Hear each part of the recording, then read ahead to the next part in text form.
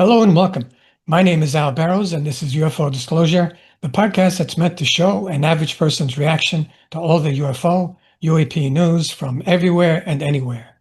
Today, I'd like to relate something that I saw on Street of Silence.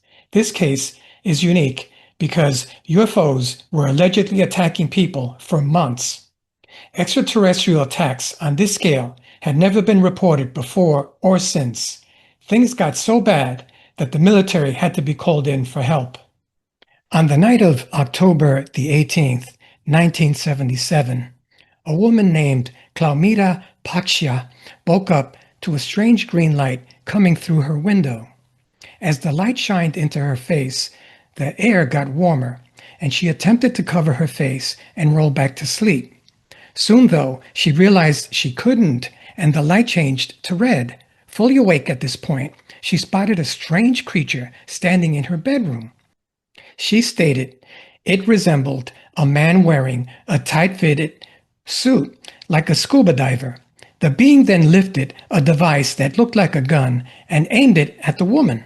It shot at her, and the beam hit the witness in the chest. The laser was hot and painful, and the woman was so scared she couldn't move a muscle. The woman would later state she believed the being collected her blood.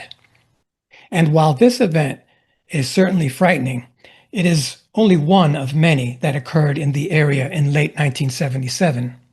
In 1978, one case involves a man trying to fight back and things not going to plan. The man was warned not to shoot at the UFOs, but decided to anyway, and the results were disastrous. A 60-year-old man took his rifle and shot at one of the UFOs. Then a light surrounded him and he was paralyzed. He fell to the ground. The first few days this occurred, the man could barely move and had problems hearing, seeing, and speaking. Eventually, after a few weeks, he regained his strength and was back to normal, but he was never the same mentally. And these attacking UFOs were also spotted in the waters of Colares, Brazil. It was reported by fishermen that they saw bluish lights flying through the water on multiple occasions. In addition, they also reported seeing UFOs fly in and out of the water effortlessly. These UFOs are typically called unidentified submersible objects, or USOs. Members of the military would report activity in the water as well, with several USO sightings. Another noteworthy case during this attack on the citizens of Colares involves one of their local and very reputable doctors. Dr. Wade Sissom Cavallo worked in the area during the late 1970s and later noted how many of the witnesses had lesions looking like radiation injuries. These usually began with intense reddening of the skin. Later, hair would fall out and the skin would turn black. She also noted there was no pattern in the victims, with people of all ages affected, including men, women, and children. One other claim from Dr. Cavallo is that she was forced to lie to the patients by the military. She alleges she had to tell patients they were hallucinating things. Finally, the attacks on the Colares citizens got so bad that the military had to be mobilized and was brought in to help.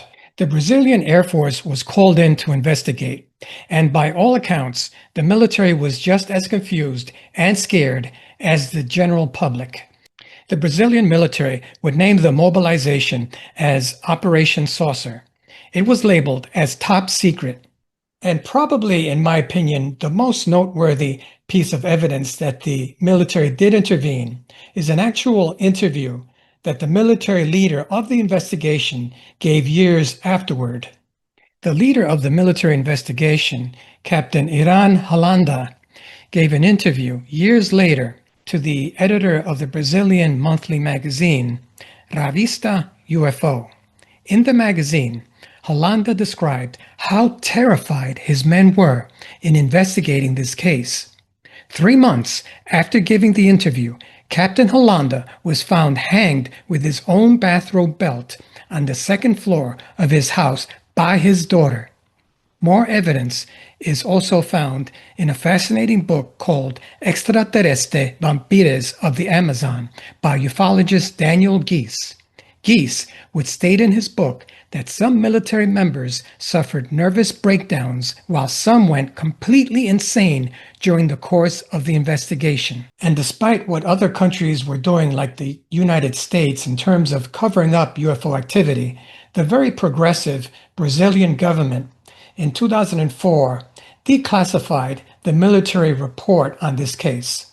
To put to scale how much activity occurred, the report holds 2,000 pages, 500 photographs, 16 hours of film. At the time it was compiled, it was classified as top secret and sent to military leaders.